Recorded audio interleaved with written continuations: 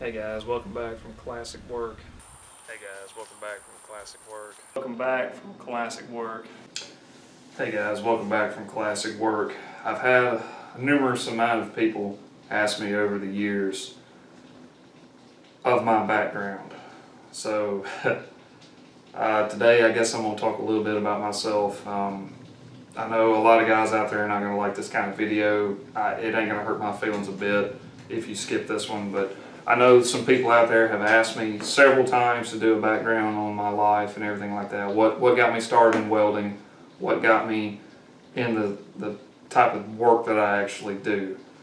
So, and I'm going to say the old cliche thing is I kind of fell into it. You know, a lot of people talk about that from years and years ago, is they all kind of say that. It just kind of happened. And the truth of the matter is, yes, it did. I've grown up in it, in the agricultural industry all my life. My dad's a heavy diesel mechanic, which I've seen him a lot on the channel. And, you know, when I was 7, 8 years old, you know, I went around with Dad. I was younger than that. I was riding a tractor before I could talk. And, you know, I've been around equipment all my life. We never had any when I was growing up. My grandfather bought a tractor, first tractor that I ever drove when I was probably 12 years old, something like that. And, you know, that was the basis. Everything else that I ever drove were other people's, pretty much. But it inspired me to get my own equipment and learn how to work on it and everything like that and whatnot. So, let me give you just a brief little history on myself to kind of give you some background. So, when I was very young, I was diagnosed with dyslexia. I think I was 6 or 7 years old. No, I may have been a little older than that. It was in first grade, I remember, and all the way through second. So yeah, that'd be about right. So, if you don't know what dyslexia is, I don't know how to explain it to you. It's kind of like for instance, I couldn't read until I was about in the 4th grade, and I could not spell anything over about a 4-letter word until I was about a junior in high school, to give you some clarification there. So, yes, spelling and words were extremely hard for me. I could tell you that it was wrong, but I couldn't tell you how to fix it, in other words. I still have trouble today. If anybody's a fan of the channel, if you've read any of my comments, you'll probably see that words maybe run together or something like that. It's not that I was lazy and didn't fix it, it's because I have that problem. A lot of stuff I'll get backwards. I know there was an old video I did when I was talking about confrontations in, what was it? I think it was my tool belt video. I think I did. I said altercations, I think 3 times in that video when I meant alterations. So stuff can, even though I knew what the word was, I was just saying it out of habit at that point. It's, yeah, stuff like that gets backwards. I think another video I did recently, I spelled culverts wrong. I'm sorry guys, it's just the way it is sometimes. So, being diagnosed with dyslexia at a young age, I wasn't good at anything academically. And I wasn't good at any sports. I was a little scrawny kid, you know, and depression sits in hard. And I went through all my teen years like that, and I was a moody little, lack of a better term, little asshole of a kid. I mean, that's who I was. If you'd have known me back then, I'm a completely different person. And the thing that got me out of my rut pretty much was when I was a kid, there was a game that came out for console that was called Age of Empires 2. I remember it was in 1998, just to tell you, you know, a little bit about it. But it was a castle RPG. If anybody's familiar with any gaming terms out there, it was like real world combat and stuff like that. You had castles and walls and, you know, buildings and stuff like that. And the most impressive thing to me about that game was the siege equipment, the stuff that tore down the castles and the walls and stuff like that, like the catapults, the mangulas, the orangers, the ballistas, and the trebuchets and all that kind of stuff. This stuff was not very popular back then as it is today. But I was looking at these things and I was like, wow, them things are, you know, throwing stones, you know, and stuff like that to break down those walls, and they're all made out of wood. From there is where I got my start in woodworking. Now, this was back in the 2000s. I piddled around with it, you know, early 2000s. I'm talking about like 2000, 2001, stuff like that. I piddled around with it for a little while. I picked up wood burning while I was there, and I've got several videos on that from back in the day. And different little stuff back and forth. It wasn't until YouTube came along, and probably it was up and running, I think, in 2004, but it didn't get popular until around 2006, 2007. And it was right around in that time is when I found Mark Spagnola with the Wood Whisperer. If you haven't seen his channel, you need to go check it out. Mark, I'm sure you don't watch any of my videos, but you were my inspiration to YouTube. I watched his stuff religiously. Anything that he would show, I learned it. I picked it up. And if you go back into my archives back years ago, you'll notice that a lot of the videos that I did were, I hate to say it, were copies of his. It was different spins on them, but they were roughly the same. Bad as I hate to say it, but it got my foot in the door to doing what I do today. So from woodworking and from playing video games, I know this sounds like a weird curve, but life's a lot like that. So went from woodworking. I did it for a number of years. I still, you know, build stuff structurally and everything like that. I learned a lot through that. And this is when we get into my college years. I went to college at a later age. I was 22 when I enrolled instead of 18 like a lot of people do. I worked for 4 years during that time. I worked on the farm. I've got a video on that too. But anyways, so I found out really quick because I wanted to be a carpenter. You know, I really enjoyed woodworking and everything like that, but the area that I'm in, there's demand for it, but there's a lot of supply for it, if that makes any sense. So getting my neck in the door was not really an option. I could have done it. I would have struggled at it though. That was the main problem. And I found out really quick that woodworking, people love it, but around here they don't pay for it. I hate to say it, you can work on something for 50 hours or 100 hours and you might get a couple $100 out of it. And it's not worth that. I mean, you can't do it. There's no justification there.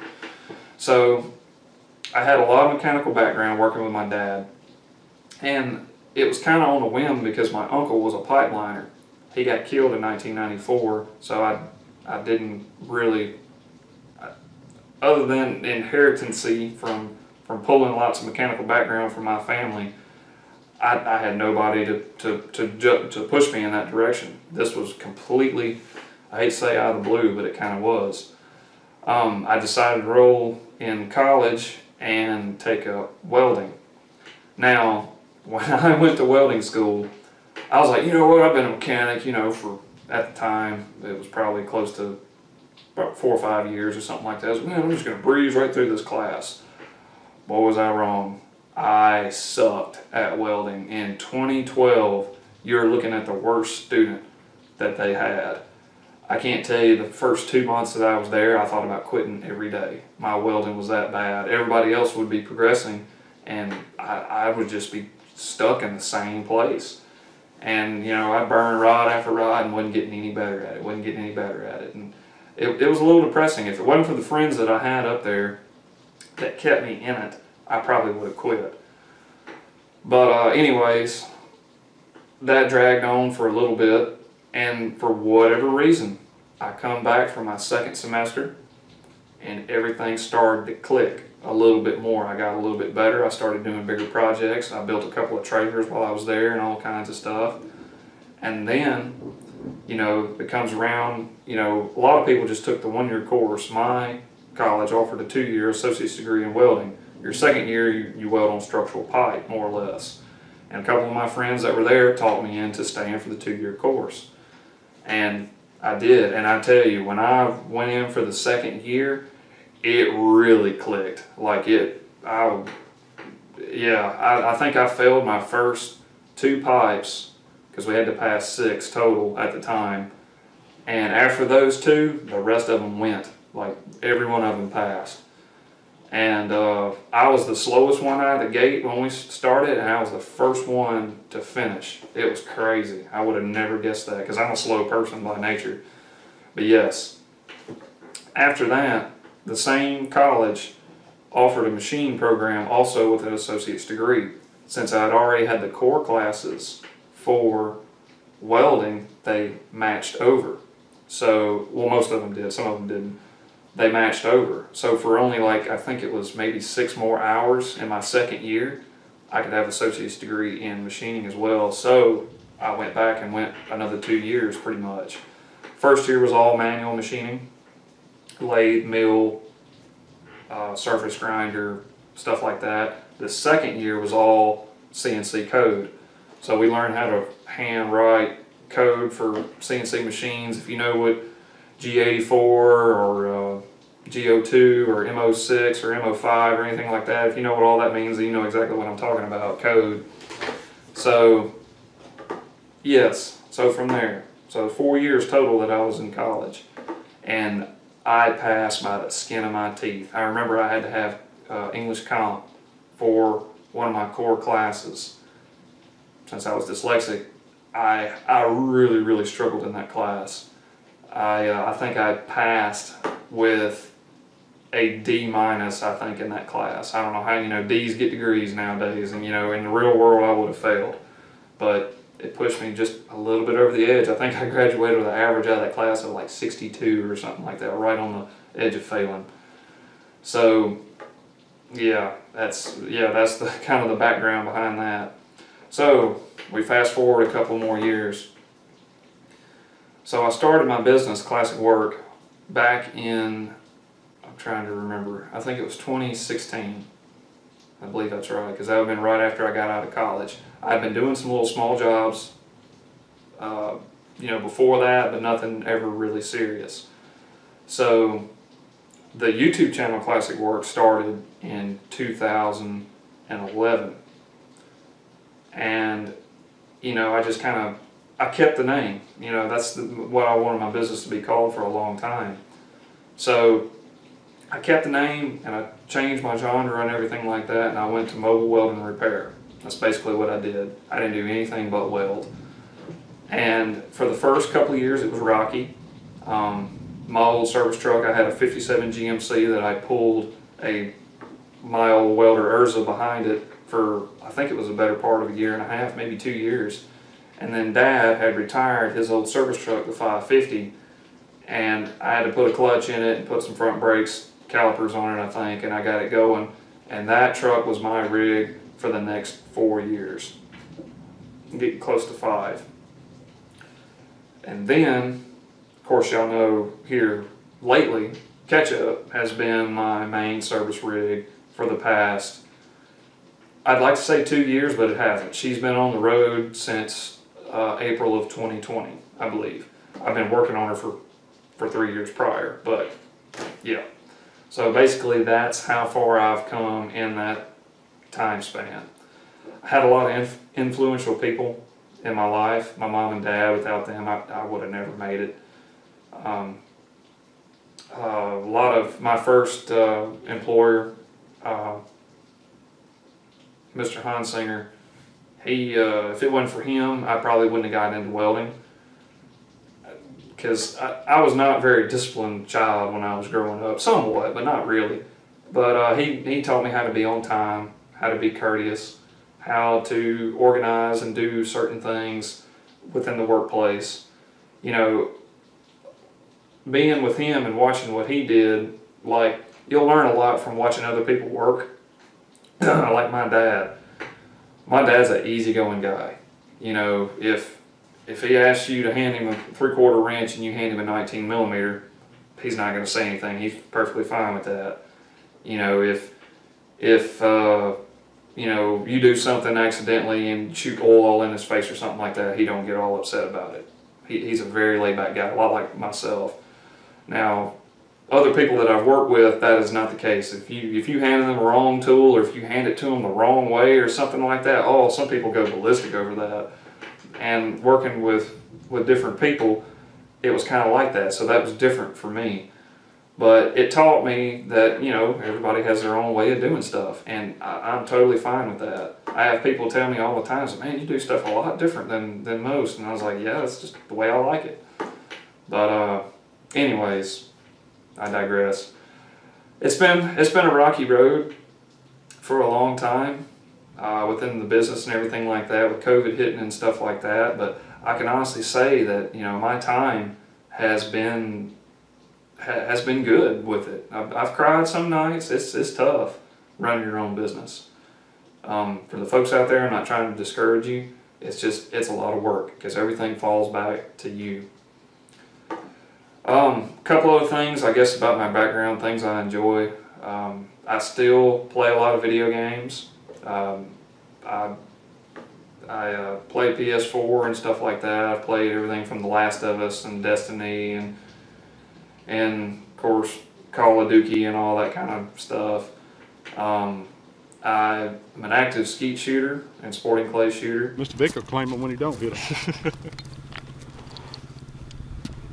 Oh yeah. Huh? Yep, yeah, he will try to claim them. Pull.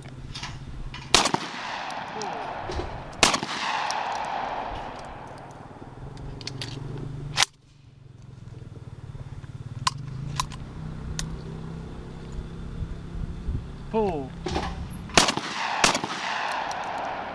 Put your camera on your gun. I wish I could. Should have brought it. Make a gun mount for that and I got you. There you go. Charles will love you. Oh, he would. Oh.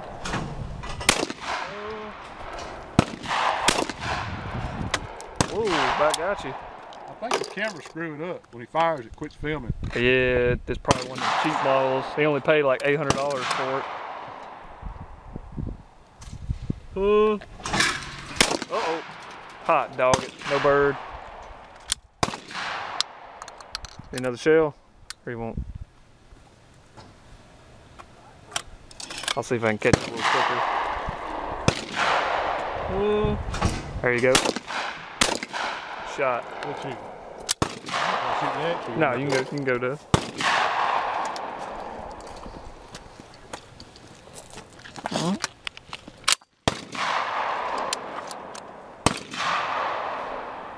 Pull. Pull. Shot. Shoot the high house first. Yeah. Yep. Why I can't get that straight? It took me a long time to get it too. Pull. Shot. I've shot shotgun for probably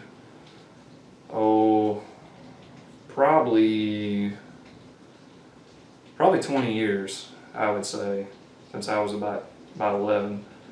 So I didn't get professional into it until I was, well, I wouldn't say professional, I didn't get better at it till I was probably 15 or 16.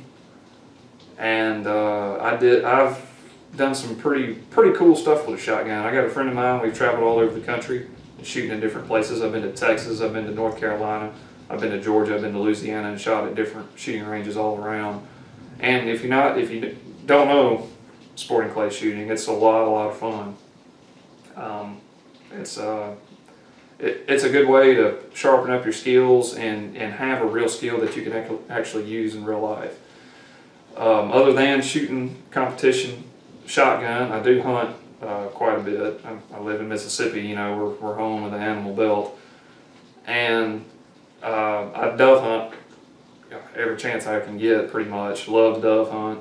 I deer hunt some. I don't do a whole lot, but do some of that. I fish, you know, pond fish and stuff like that, you know, when I can. But I don't have any time for it anymore, I don't feel like. But, you know, it's good to be, I hate saying the outdoors because I'm always in the outdoors, but it's good to break the terms, you know. I've had a lot of stuff happen to me over the years working. I think anybody can say that if they've been in the industry. I've had heat stroke once for sure. I think I've had it twice. Mississippi heat don't play. And it's weird, as skinny as I am, you know, your body can only take so much. You know, I've always, you know, you're just being a wimp, you know, or anything like that. No, it can happen to anybody. Take care of yourself out there. That's a very, very important thing. I've broken several fingers. I know I broke my index finger, I think twice on my left hand. I don't know why that finger catches it so much, but it does. I've had lots and lots of second-degree burns. I've broken my nose actually on ketchup, if you can believe that. I was picking up a tire one time on a slick trailer, and I was grabbing it by the tread, and I went to pick it up to stack them, you know, like two high, you have one here and then one up here. And I was picking it up, and my feet came out from under me, and my face just mousetrapped, bam, slapped the rim of the tire. I remember I rolled over on the trailer, blood just pouring out of my nose.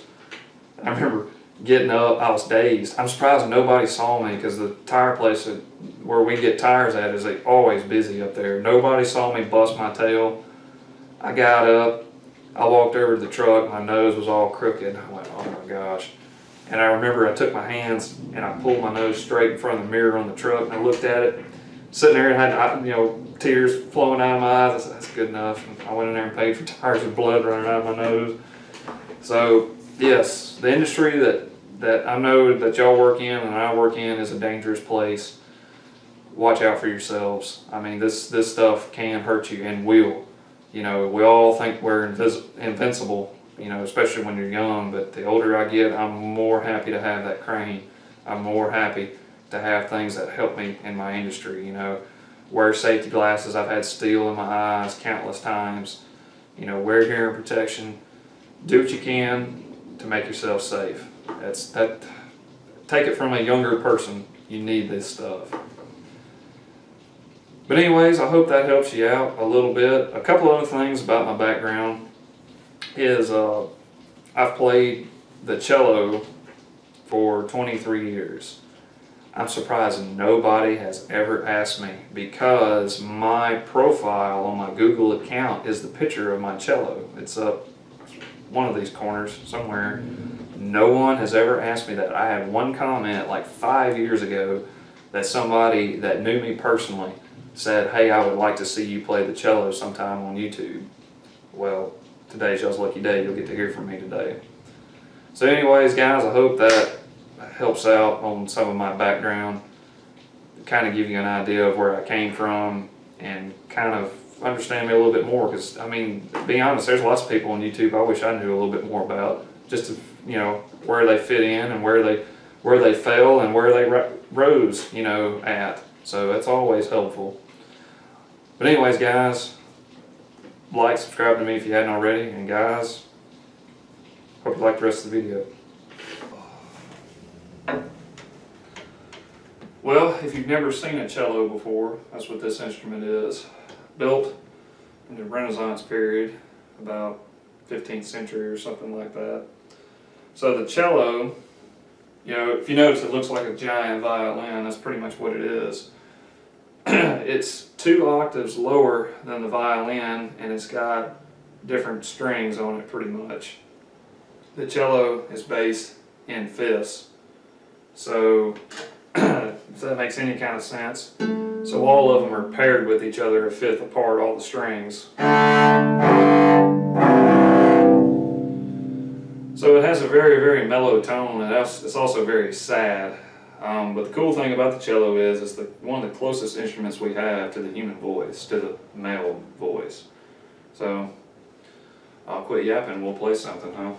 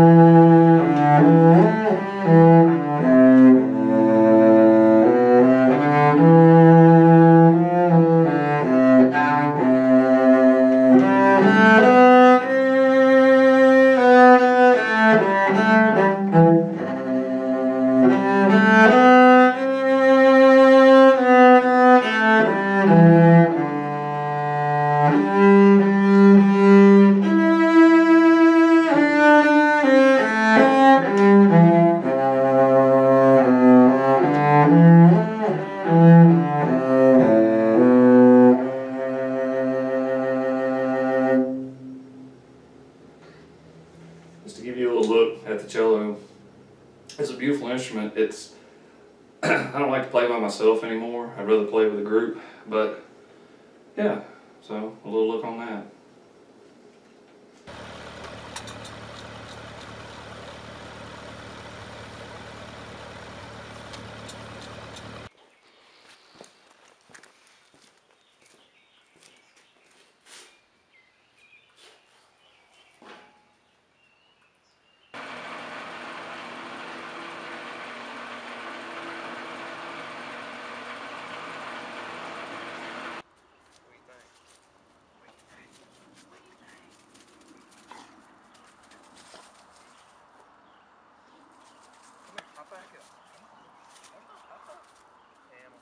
I'm getting hair all over my legs.